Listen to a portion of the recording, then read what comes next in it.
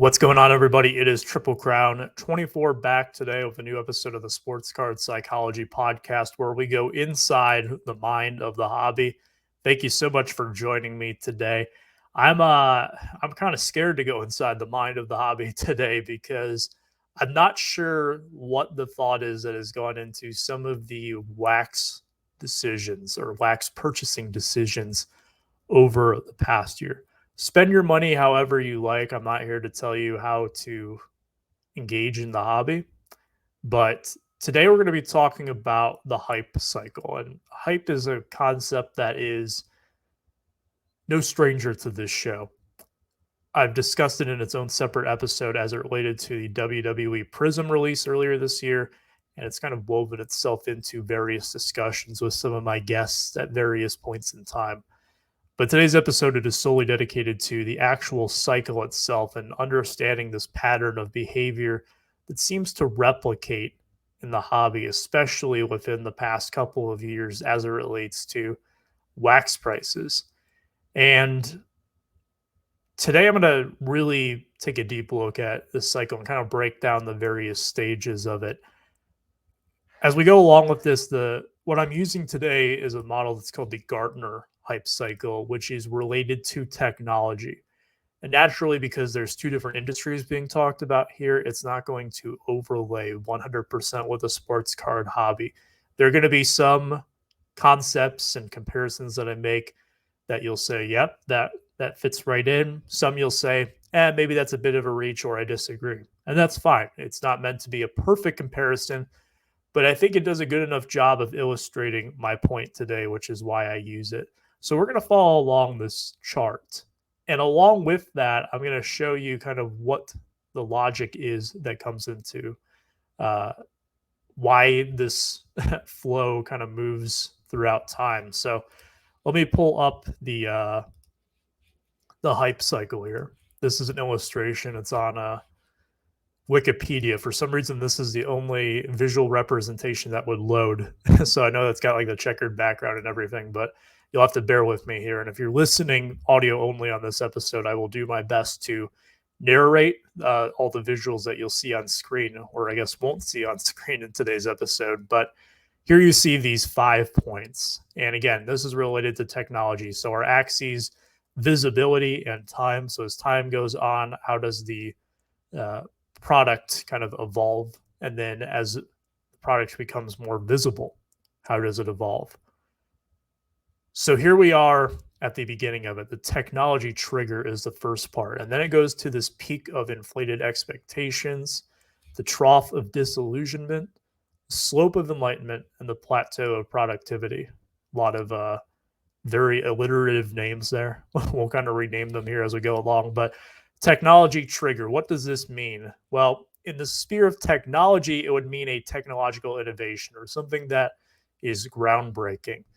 Some examples: the cell phone, the World Wide Web, the personal computer, the laptop, the smartphone, the tablet.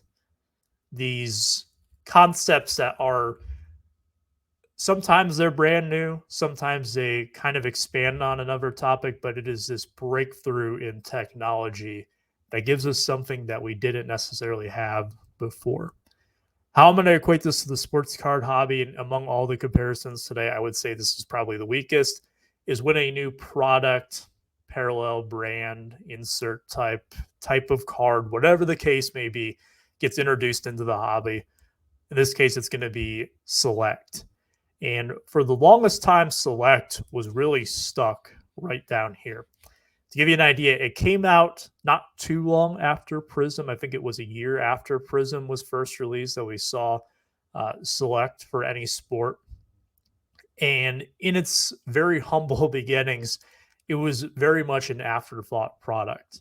All of kind of the offerings of it weren't really, too widely sought after, because if you were someone who was looking for the colored parallels, you still had Topps Chrome at the time, or if you were more of a Panini fan, you could go something more towards Prism. So it wasn't the best in that regard. If you look at the rookie cards, base rookies were definitely not as hot as they are today, but even then, they were, mere afterthoughts. These were just a couple dollar cards unless someone got hot. Maybe it was a $10 card at most for a lot of the rookies back then. Outside of that, if you look at the hits portion of it, right? Because a lot of the hobby was extremely hit centric back then. 2 autographs, 1 memorabilia card, and the autographs were often uninspired. They were sticker autographs. In fact, I don't remember a time where Select has really had very many on card autographs, except for maybe some insert sets here and there. And then relatively lame relic cards where they're just player premier ones. If you're looking at the NFL side of things, they're just little napkin swatches from the rookie premiere. So nothing that really stood out. And the price really reflected that for a long time. I saw boxes once as low as like $60. Typically, you're looking at like 80 to 100 for an average draft class. If something was really special and you had some like really solid players, maybe it goes up to like 150 a box, but nowhere near what it is now. Right now, you would have to add a 0 to that 150 a box to get today's price of about $1,500 a hobby box, which is what you will find it for in most places. And somewhere along that way, we went from that trigger where it first emerged into the market, this brand of Select, at least in its current iteration. Yes, there was Select back in the 1990s, but under the Panini umbrella, this iteration of Select, when it was reintroduced into the market in the early part of the previous decade. At some point in time, we got up to that second point here. And this is actually where I think we are right now, is this peak of inflated expectations. Maybe we're down here or right here, starting to go down the bell curve, but really it's not too far away from the peak, or at least it's not as far along on this graph as I would have expected it to be had you asked me about this back at the start of the summer, or 6 months ago, or 9 months ago, or a year ago, or even at the start of the pandemic. It has definitely not followed the path that I thought it would as quickly as I thought it would. So why is that? Because all signs would point to some kind of correction happening, but it hasn't yet. So what happens at this peak of inflated expectations? Well, this is where we're hearing all this hype. This is where the hype really starts to set in, and people start to believe that this new innovation is going to bring all these great things and it's going to be massive. In the card context, it is all about the big hit. So getting some really low serial numbered card of a key rookie, or getting this awesome RPA of whoever, or getting a one of one of the really big veteran players. That is where the peak is. And some of the auction results out there would justify this. Let me go ahead and stop sharing that for a moment. We're going to look at solely football in today's episode, but a lot of what I say does apply to Select basketball. But since it's the football release, I want to focus on that. And if you look at Select football throughout its entire course, what has been the biggest rookie to come out since its inception? Well, I would argue it's Patrick Mahomes. If you want to argue against me, that's fine, but that's who I'm going with today. So I'm going to show you, this is on eBay, TerraPeak. So this will only show auctions that were or listings that had sold within the last calendar year. You can see the day that I'm recording this. Within the past 365 days, what Patrick Mahomes Select cards have sold. I have it sorted by highest price first. And again, these are only sales that are on eBay, so this won't include any of the auction house ones. Some of the really big cards are often sent through there. So that might be one of the weaknesses of this presentation, but I think it's good enough to get an idea of what I'm talking about today. So here we go. Now, there are some cards in here that are not from Select, like this Contenders Auto is not a Select card. You have this VIP from the National that it is a Select branded card, but it's not really from the product itself. These ones here are, though. This one's actually the XRC, which is one of the things that Select is known for.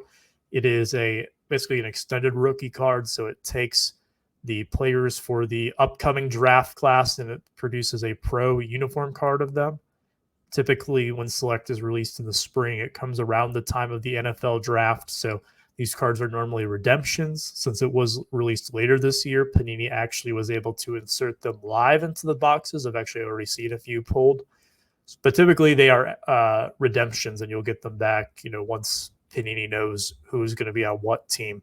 And they were based on, quarterback two. So whoever was the second quarterback selected in the draft, that's who you would get on your redemption. Anyways, this XRC of Mahomes, the XRCs being one of the most popular cards out there for Select cards, $75,000 for the gold BGS 9. This was back on February 16th. That's what this date is here on the far right. Do keep in mind as we go through this when these cards actually sold, by the way.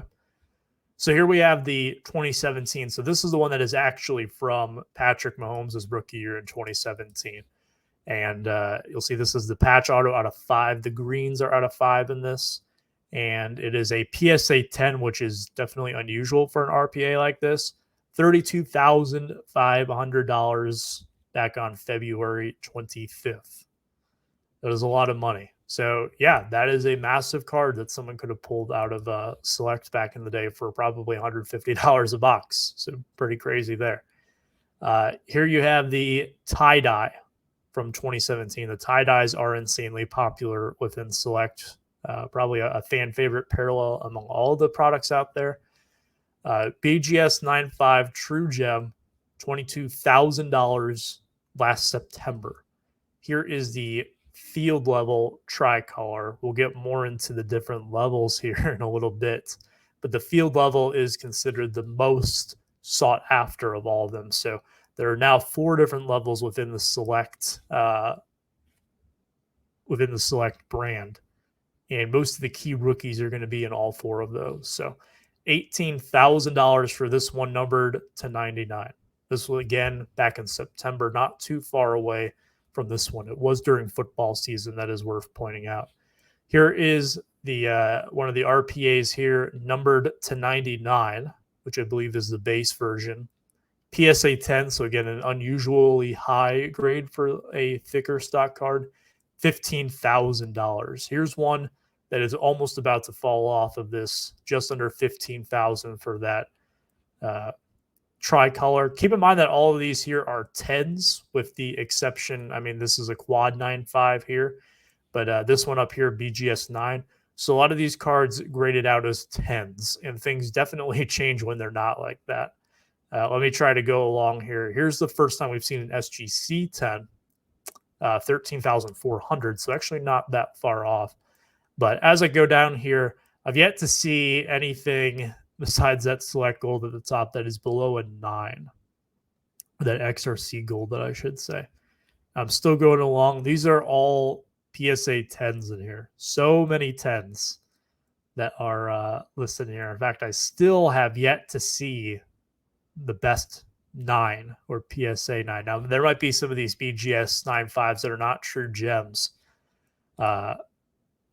Maybe those would be PSA 9s if you crossed them, but I'm only going to look at what is actually in the holder right now. So I'm going to keep going along. There's a point to this, why I'm still scrolling like this.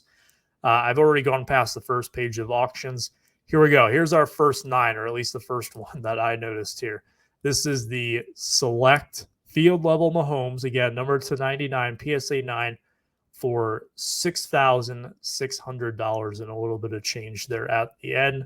Again, this was sold late September 2021. So with that in mind, that is kind of your top guy there. If one of these guys who just came out in 2021 Select can do better than Mahomes, I would love to see it, because his career has gotten off to as good as a start as you could probably ask for. And none of these guys had as good of a first year as a starter, for those who did start, as Mahomes did in 2018. So, okay, maybe Mahomes is a bit unrealistic. Fair enough. What about the guys from the previous Select class? Well, I'm going to go ahead and show you that now. So, same deal. These are cards from the last year that were sold of 2020 Select. Here's my search result at the top, 2020 Panini Select. And there will be some basketball ones that slip in here, so we will surpass those. But the top dog here, again, pay attention to the date these sold, December 3rd, 2021. This is the Select Signature, so not even an RPA, just a insert auto, I guess you could say, of Justin Herbert. This is the green, numbered only out of 3. PSA 10 with a 10 auto grade as well for $37,000. Now, does this card, what would this card be if it was Patrick Mahomes? Would it cross over to the 100,000 threshold? Who knows, maybe. Just kind of depends, but let's keep going along. Here's Joe Burrow. This is right around the time of the Super Bowl. 36,600 for this gold field level. Again, field level. Rookie out of 10. All right, we'll keep that in mind. We get some here that are, this is the NFL Shield patch card, and they have several different patch cards or designs based on the different insert sets. 1 of 1 of Justin Herbert. This is a BGS 9 that matters too much on this, but $30,000 for this card. So I actually find it funny that we see a sealed case here of first off the line that actually just recently sold for $27,000. That is very interesting. Let's keep it going here. Here's another XRC, the XRC autograph of Trey Lance, gold, PSA 10, 24,000. And this is a 1 of 1, by the way. So this is an XRC. Let's keep looking at just the rookies. Here is the Burrow black. So this, I believe this is the true RPA. It graded a PSA 8. I actually saw the Mac Jones get pulled yesterday, or at least I saw a photo of it on Twitter, which I would say is probably the biggest card. It is the equivalent of what this one would be in 2020.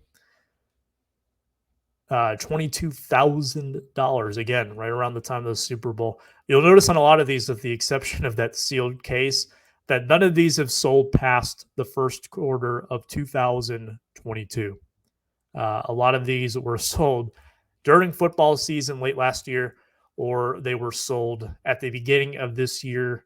Not too many of those were even sold after the Super Bowl. I don't see too many dates in here that are in March. And a lot of the ones I am seeing are the basketball ones or the ones that have sealed product. Here's an XRC of Mac Jones, again, February 5th, 16,500. I believe this is a raw card. I can't click on it to see for sure. By the way, here's another one of these Justin Herberts, 16,250, almost a year ago now. And most people will tell you on these cards too that the hobby is definitely, there's been a bit of a recession in prices since last year. I think that's something that we can all agree upon. And, a lot of these prices, if these same cards were put up again now, why aren't we seeing put up again now? Well, it's probably because these people would lose a lot of money on it based on how the market has somewhat corrected itself. Let me go back to the hype cycle really quick. You see that these prices on some of these singles are absolutely insane. And again, I'm showing you the 1% of the 1% of the best cards that could possibly be pulled from these products when I'm showing you that data. So that is one of the reasons that we get up to this peak of inflated expectations, is because people see those. And even though the box price is now $1,500, that's just a small drop in the bucket if you hit that Joe Burrow 1 of 1 black RPA that sold for $22,300. I mean, think about that. You're going to make $20,000 on one card. That is absolutely insane. But there's only one of that card out there. And you could say, okay, but even the lower numbered stuff is very sought after. And, there was a lot of them on there that you could say, yeah, that is true. Like a lot of the golds that you saw on there, they were right at the top of the list. Some of the RPAs even. We saw the one that was out at 99 for Mahomes. That was way up there as well. Again, that's Mahomes. Let's just try to pretend that these 2021 quarterbacks are going to be on the same level as Joe Burrow and Justin Herbert, or at least that's what we're thinking. The hype is that the expectations are that these guys are going to be up there in the same realm as those guys, or maybe someone else like Josh Allen that a lot of people really like, and he's had some success in his career. After a few slower years to get things started, he's developed into one of the premier quarterbacks in the NFL. And a lot of people feel that the same might be true of someone like a Trevor Lawrence, a Trey Lance, a Mac Jones. One of those guys is probably going to end up being pretty good. I will say that.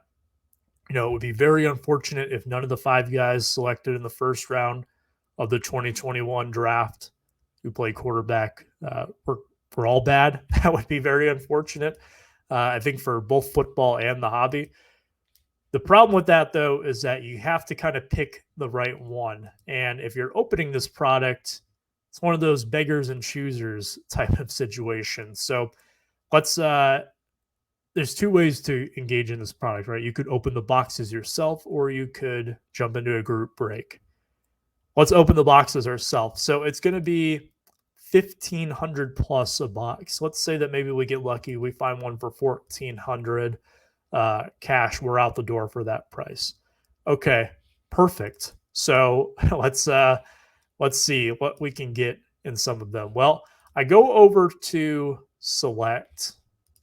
This is on Beckett.com. I believe this is Ryan's article. So Ryan always does a fantastic job with these. I'm going to reference this a couple of times, but the first one here, I'm going to show you what to expect in a hobby box. We're not buying hybrid. We're not buying first off the line. I just want my standard hobby box. We'll say I got it for $1,400 a box.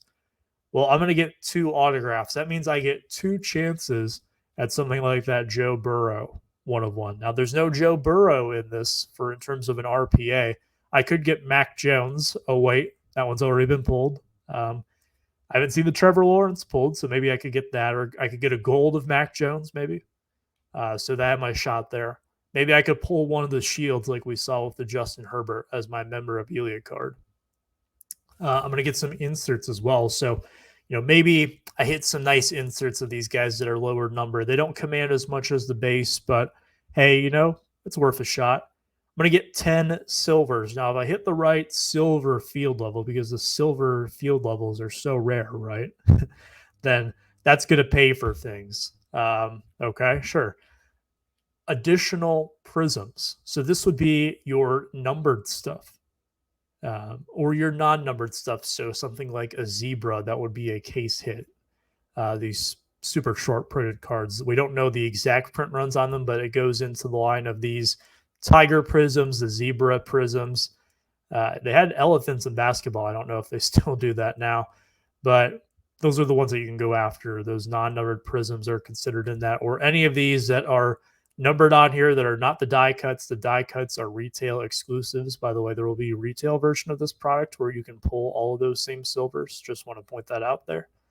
But yeah, there you go. And here's the list of all the parallels. Now, this is for the base version. So the concourse, I said earlier that there's different levels to select. And each of the levels has 100 subjects on it. And you'll see a lot of repeats here. So, for example, Trevor Lawrence, he has a card in all 4 levels. Now, some of the lesser named guys, maybe they'll only appear in a couple of them, but it's not an exact mirror across the board in terms of, some of these guys might be swapped out at various points. So let me show you the second level, the premier level. So you see not as many parallels in these. There's still quite a bit. I have to scroll to get them all on screen. If we go to the club level, about the same, maybe a couple more actually on the club level. These are supposed to be more rare than the previous 2. And then we go into the field level. You'll notice if you've been paying attention to some of these that the numbering on these decrease as you go up in the levels, or I guess go down in the levels if you're thinking about it in terms of like stadium seating. However you want to put it, the numbering goes down. So for example here, the blue field level is out of 49. We go up to the club level here. Let's try to find blue. There's so many of these things. Out of 99. Let's go up one more. I believe these should be 149. Yes, 149. And then it will be 199 for the concourse version. So yes, they do get lower numbered on some of these as you go along. The ones that stay the same, your golds are out of 10 every single time across the board. There's also some gold die cuts in there. Don't forget about those. So that adds some more golds in. They're only in 2 of the different categories, I believe. So that go on there. You also have your greens that are out of 5. That is the same across the board. The snake skins are out of 2. I've actually owned one of these before. And there's actually 8 of them overall because there's 2 for each of the levels. So for the key rookies, there's 8 of them total. It's just that there's 4 different designs among them. There is a black 1 of 1 for all of these as well. And I would venture to bet that there's going to be, your no huddle 1 of 1s as well. There's going to be the die cut version. So even the 1 of 1s, yeah, technically they are 1 of 1s, but there's really like 3 or 4 of them out there that kind of look very similar, but there's maybe little slight differences. The one that is going to be the most sought after is typically the regular 1 of 1. So there's no disco, there's no die cut. Those are going to be the ones that are sought after because they have the most lineage. It's the disco things are kind of extra noise, if you will. But that is all that you can get. And to look at this and say it's overwhelming, I think would be an understatement. A lot of people look at this. At the same time, you see this long list of what you could get. And specifically, if I cut off my screen here, this is everything at the concourse level that is out of 99 or less.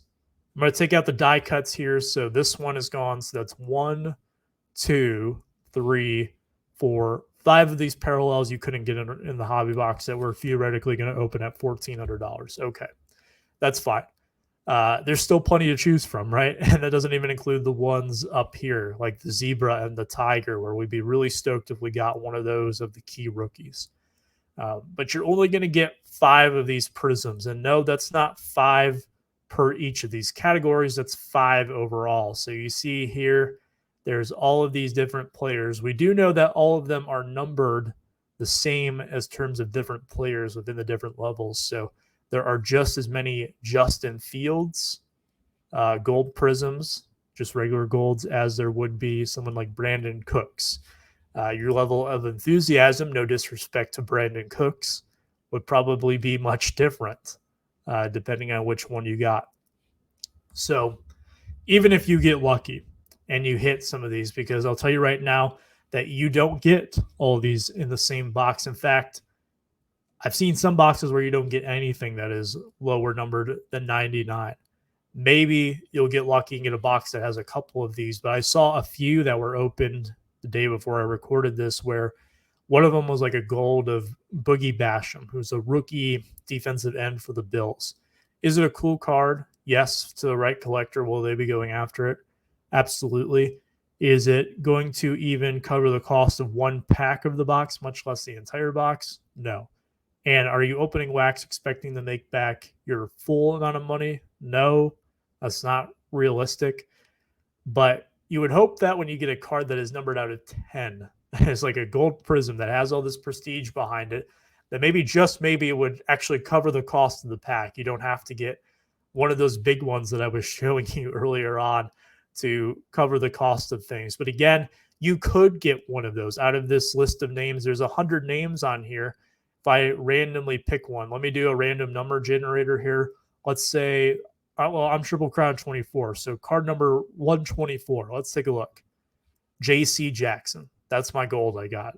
Not exactly the best, but if I went up here and I got Tom Brady, then I'd be ecstatic. So even though you hit the gold, there's an additional step to get the right player.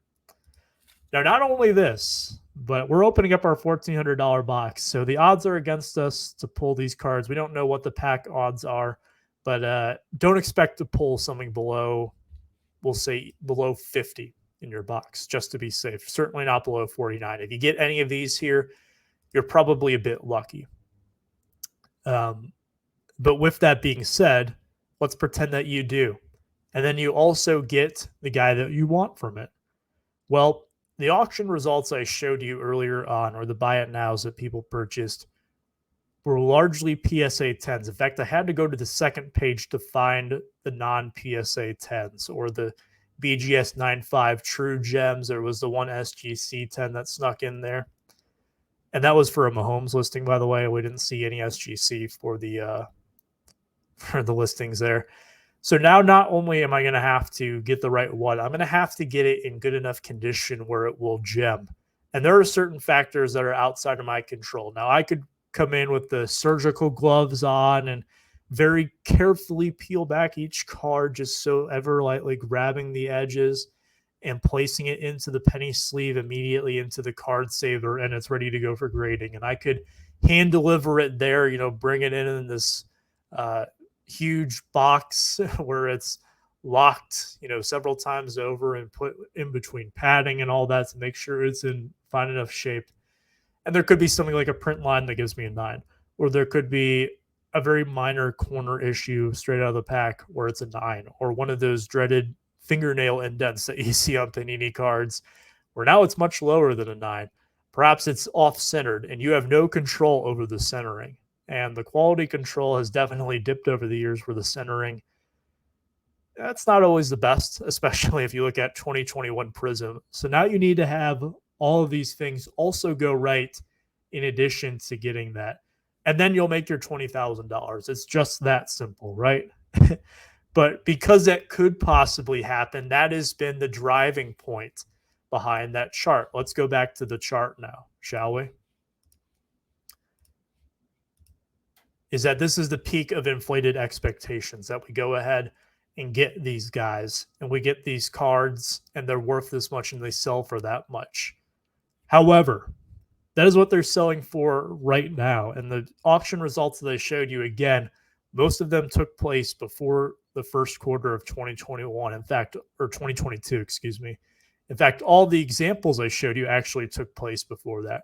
So we're looking at the peak of inflated expectations as they were 6 months ago or a year ago, not necessarily what they are today. That's why I said we might be a little bit longer along with the timeline here and a little bit more down the bell curve.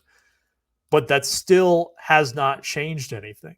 We still see these prices that are, the wax prices, they really haven't changed. In some cases, they've actually gone up. And the ROI on some of these big time cards has gone down significantly from kind of the hobby peak in the spring of 2021. But here we are, almost 18 months later, where it feels like it's Groundhog Day again because nothing has changed. And I want to go over to something now is that within the hype itself is that why are we, who is actually opening these and why do people think it's a good idea? Well, part of it comes down to being influenced by others. And this isn't a shot against anyone here who has uploaded one of these videos or who does the group breaks. I'm simply pointing out why people might be enticed. So think about this. You're considering opening up a box of 2021 Select. All right, we'll pretend that we can get it at 1400 still. And we see these boxes here with these thumbnails. Okay. All the cool little thumbnails with the emojis or the shocked reactions. Again, not making fun of anyone. It's just we see it often. Here's a title that I see a lot with this. With a lot of new releases, is it worth the price? We keep asking that question over and over again. Spoiler alert, most of the time it's not worth the price. And by most of the time, I mean the vast majority of the time. Maybe you'll see something like this where it's more of a title that entices you to click or shows off a really big card that's pulled. I don't even need to tell you what is pulled here, what card it is, because it's right in the title. This is a Leightons Break nasty Trevor Lawrence snakeskin out of 2. I bet you that was worth it for whoever got the Jaguars in that break. You better believe it. Let me see. This was it doesn't say if it's a 6-box hobby break, if it was pick your team or if it was random team. So again, this is a group break version, but here we see these hobby boxes, but you'll see people often with, here we see $600 football box on opening, or you'll see that people, lots of $100 hits. Big hit here. There was an optic one that I saw. Here's a monster pull, one of the best football hits of 2022. Again, this isn't to poke fun at people or to, this isn't meant as disrespect to people, but can you see why people may come to expect that you're going to maybe pull one of these really big cards when you see titles like this or you see videos like this? It's because social media offers us a highlight reel of what is the highest possible outcome to get the most return on investment or the most utility out of whatever it is. But the ones that don't have the flashier titles here are probably the ones where people get slaughtered. And sometimes you'll get content creators that will admit it. Sometimes you'll see them kind of try to cope with it, I guess, that they, that they're out big on their product. Again, it's their money. They can spend it however they want to. It's kind of good that they're doing it as well. I will say that is valuable because being able to see these products really shows what they actually are and what is possible in them, because there are a lot of people that do post box breaks that, they don't go so hot. And there are also ones that show the positivity of it. It's more so skewed towards those that show the really good side of it than those who show maybe uh, the not so hot boxes, right? We see the triumphs a lot more, and we're more likely to click on those, generally speaking, just because we get excited over something that is considered extraordinary. We're more likely to engage with it. It piques our curiosity when we see something that could be a 5-figure card plus. But you see here a lot of these thumbnails or these titles asking, is it worth 1,500? And where does this sound familiar from? Well, it's because I saw the same thing with all the Prism releases. I saw the same thing with Optic. I saw the same thing with Flawless, National Treasures, Immaculate. The list goes on and on and on. And again, most often, it's not worth it for these single boxes. So, okay, our $1,400 box might not be the best idea, but we don't have to spend $1,400 to get into this product, right? We can go for a group break, a one box break. Well, let's average this out. Let's say that we go on Whatnot. I don't have a Whatnot stream pulled up here. I'm not going to restream anyone on Whatnot right now, but yesterday I was watching a few of the team breaks, and people were getting around $1,500 for their boxes and the random team breaks, sometimes a little more, sometimes a little less. But it averaged out to around $50 a team, maybe with shipping and tax if you only bought one team, be about $60. This is for one box, by the way, and a random team. You have no say in who you get. You could get a team that has probably 0 cards that are worth the spot price of $50, outside of maybe a very exceptional one of one that you might as well go buy a Mega Millions ticket, because that's the odds that you're dealing with to pull that specific card. Could it happen? Yes. And that is, again, your highest possible outcome. Goes back into the hype cycle, the peak of inflated expectations. Is that possible?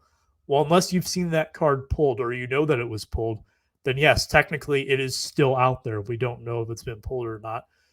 But generally speaking, you will probably get crushed. Now, let's say that you do hit one of the big teams in there.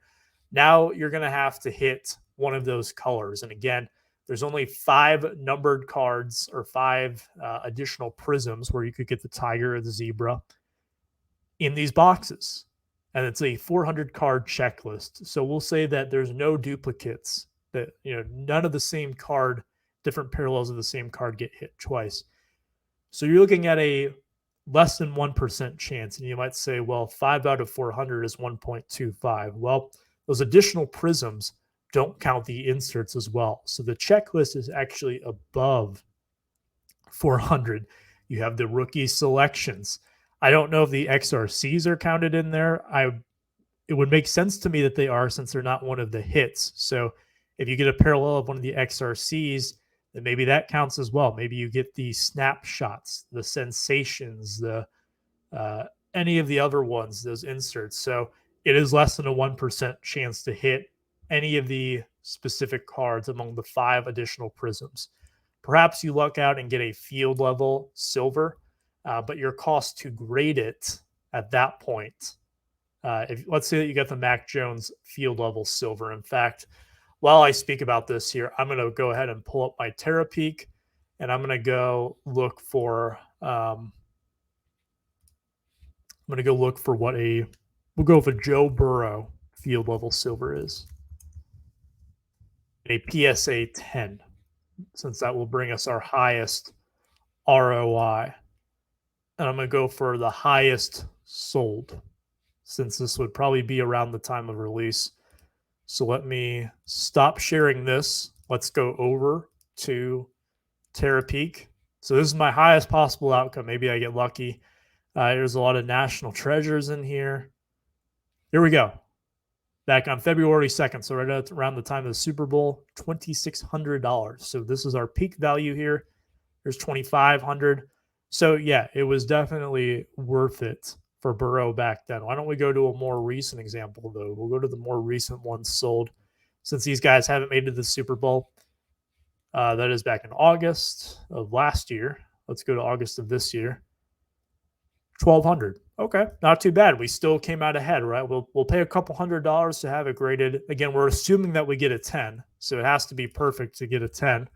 We'll say that we paid $200 to get it graded. All right, we're still 5xing our money. We got lucky with this one. Let's go to the 9s. Ooh, here we have 360. Here's 260 on a couple of these here. Well, now all of a sudden, if we pay the price to get it graded, maybe it's not so much worth it, right? Well, and again, this is Joe Burrow. This is after he has been to the Super Bowl. I think I said won the Super Bowl earlier. I apologize for that. He didn't win it. He just went to it. So maybe let's go to a guy who people are speculating on. Let's try Tua. Let's go for a 10 on Tua, right? Since a lot of the speculation around these 2021 guys, they haven't done anything yet. Here's a 10.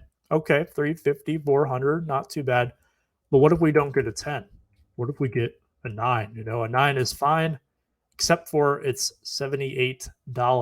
That's not so hot here. $76, $75. Now all of a sudden we're still taking a loss. So even though we beat the odds, we got what we were looking for with our Dolphins. We probably paid a premium to get the Dolphins if it was a PYT, or we got lucky and got them in a break.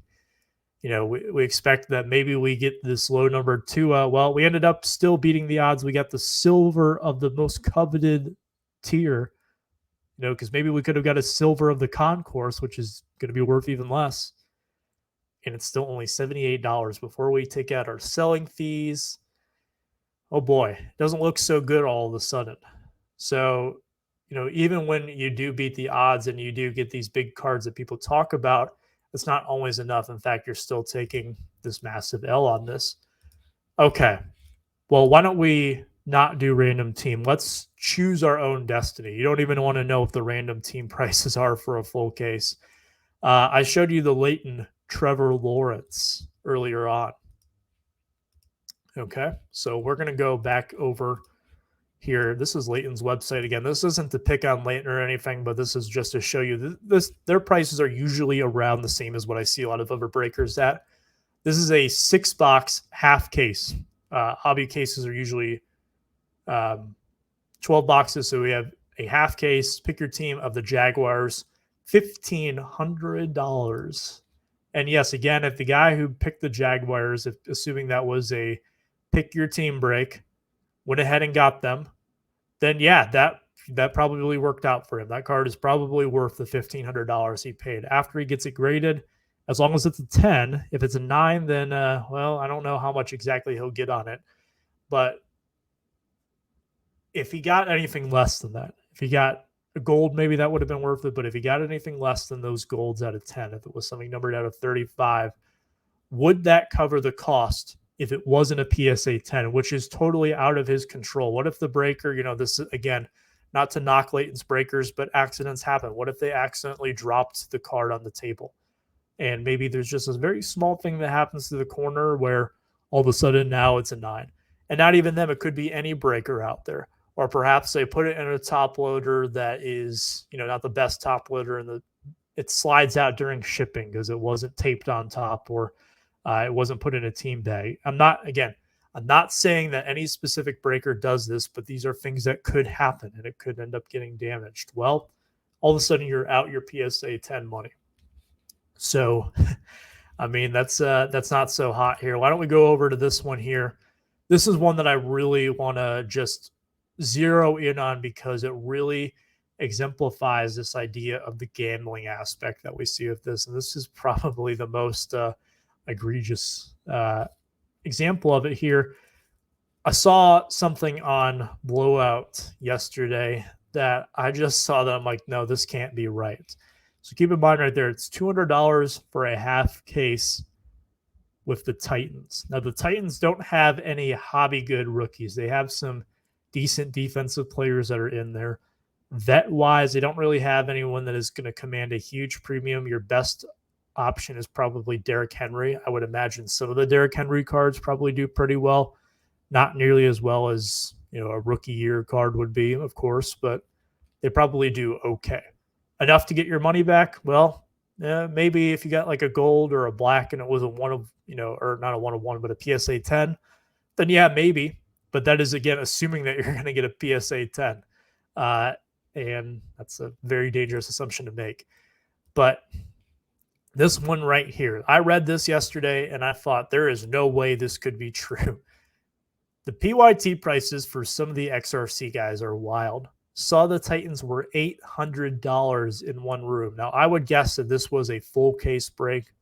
I really don't want to see what the prices are if this was a half case break, but we'll give them the benefit of the doubt. Even if we just take Leightons pricing and span it out, this would be like a 2 case break. You could spend $800 and get the Titans in 2 cases, for example. The Falcons were $540. So the Titans, they have Malik Willis, rookie quarterback this year. The Falcons have Desmond Ridder. The Panthers have Matt Corral, who I believe is out for the season. And then the most hyped quarterback, or I guess the most sought after one right now, is Kenny Pickett. $150 for a single box break. $1,800 for an entire case. So in this break, they would be $900. Let's see. They're not available in any of Leighton's cases that I saw, so I couldn't pull up that data to see how much they were. Again, in a half case here, assuming this was a full case break, these Titans would actually be $400, so that's about double the prices Leighton has them at. Let's just pretend that we can get them around $200. So maybe this is a little bit exaggerated, right? But I couldn't find the breaks where this person was talking about this. So again, I couldn't verify it, but the prices that I were seeing were more in line with this $400 or $500 for a 2 case break. So you're basically betting on Malik Willis to be at those prices when it is pretty much universally agreed that this draft class is one of the worst in recent memory. There are people comparing this to 1992 to 2013. Some of the other years, it's definitely nowhere near what we've seen, especially at the quarterback level in recent years with guys like Mahomes, guys like Josh Allen, guys like Kyler Murray, Joe Burrow, Justin Herbert, Mac Jones, Trevor Lawrence, anywhere near there. But the prices are still so high on these guys. I mean, if you hit that card realistically, will it still be worth that when you get it back from grading, depending on the level that you get it at? I don't know. Maybe if you're first to market, you get lucky. But again, that's a factor that is outside of your control. Maybe the mail is slow. Someone else gets theirs in and they sell it for really cheap. And how all of a sudden it doesn't look so good on you when you're trying to get your money back. Again, we're just trying to get our money back on this. We're not even really trying to make a profit. We're just trying to get our money's worth for what we're paying for. But it's just nearly impossible to do. So why does this keep happening? Why have we not learned enough yet? Well, enough people haven't gotten burned yet, unfortunately, is why that happens. Because once this goes down, we get to this trial of disillusionment. So we're still under the illusion that maybe these cards will peak back up in value. Right now, the secondary market values are starting to head towards this. I don't think that we're quite here yet. And what's really scary to me is that despite how many times people have been burned with these previous releases that I mentioned earlier in the show, I would say we're probably closer to the stage 2 peak of inflated expectations than we are the trial of disillusionment. Now, usually what happens with this, and we see this with the card market too, is that things start to rebound once people kind of figure out where things should be priced at more appropriately, and then things kind of plateau. We've seen that with some of the various cards out there. I'm going to give you an example of past hype machines that fell into the cycle. Project 2020. We all know the story behind that. This is your Short Griffey here at the peak. They come crashing down. People think that they may still recover, but then they start to see them for what they really are. The overproduced ones that people aren't really interested in, that everyone already has, are now in value boxes at shows. The ones that are truly shorter printed, comparatively speaking, so like your Ermsey Trouts, are they up here at the peak where they once were? No, but they're still above the cost for entry here. They're still, maintaining this plateau, so to speak. Maybe they'll go back down or up from time. We'll see what happens. The same exact thing with the retail wax. We saw people paying these crazy prices, and now all of a sudden the blasters and stuff have come back down. And what's different with that is that the cost to get into them is actually much higher now, where the Project 2020 cards, for example, they stayed at $20 a card. So the cost for entry didn't change, at least direct from the source. But now buying these from a distributor or buying them at a local big box store where a lot of people were acquiring these at, you're seeing them marked more at like $35, $40 a blaster. And when you're selling them for 60, if you take out taxes and shipping and fees, if you're selling them online, even if you're selling them in person, you're making very little margins on these boxes. A lot of it has been cut out. So yes, the boxes are worth a little bit more because there is more perceived potential value out of them, but it's kind of plateaued off because people don't think that they can reach these inflated expectations. So same thing happens with the Prism base rookies, invest in these rookies. Well, it turns out that there's just not enough organic interest in a lot of base rookies of guys like PJ Washington. Again, sorry to pick on PJ Washington. He's just the common scapegoat for the show. If you're a longtime viewer, you'll know that he's the example I always use. Or someone like Brandon Clark. It's just that there's not enough organic interest in these players to sustain the demand for the supply of their base 10 or even PSA 9 base Prism rookies out there. So things kind of fall down. And maybe if they go up in value, so say that there's this slope of enlightenment that does happen where there does generate some more interest, because this isn't a guarantee that there will be future interest in some of these cards. But say that it does happen, perhaps they go up a little bit, but it's going to take very special circumstances to ever reach this peak again. Circumstances that are typically unforeseen and unpredictable, where it's going to require a bit of luck to get back there. There's probably no concrete way to predict that something will get back to that point without a bit of luck involved. So I just gave you 3 examples that we've seen in the hobby over the past few years, and all of them have kind of come back down, relatively speaking. Are there some examples where they're still inflated? Yes, but the wax is the one that really boggles my mind because it hasn't really fallen off as some of these other prices have. In fact, despite how horrid the 2022 class allegedly will be, the pricing regarding the XRCs and 2021 Select is not very encouraging to me going forward. Time will tell as we see actual 2022 products release what they look like. But if the XRCs are any indication, I give it perhaps a bit of a pass because it is Select. It does have that brand name to it. But buckle up because it's going to be very scary. And if people start gambling on these types of quarterbacks that are coming out in this next class, I don't know what to tell you. But yeah, that is my thorough, in-depth look at the hype cycle.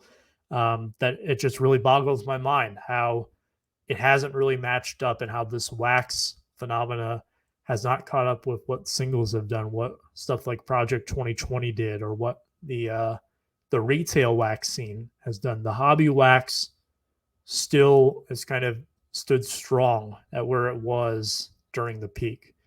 What will it take to change that? I don't really know because, well, there's a lot of people out there who are still joining these breaks, even after getting burned. You got to imagine they've been getting burned a lot, right? I see people on Whatnot all the time, and I can't verify this for sure. I don't know why they make it up, but they say that they lost $1,200 on a break today.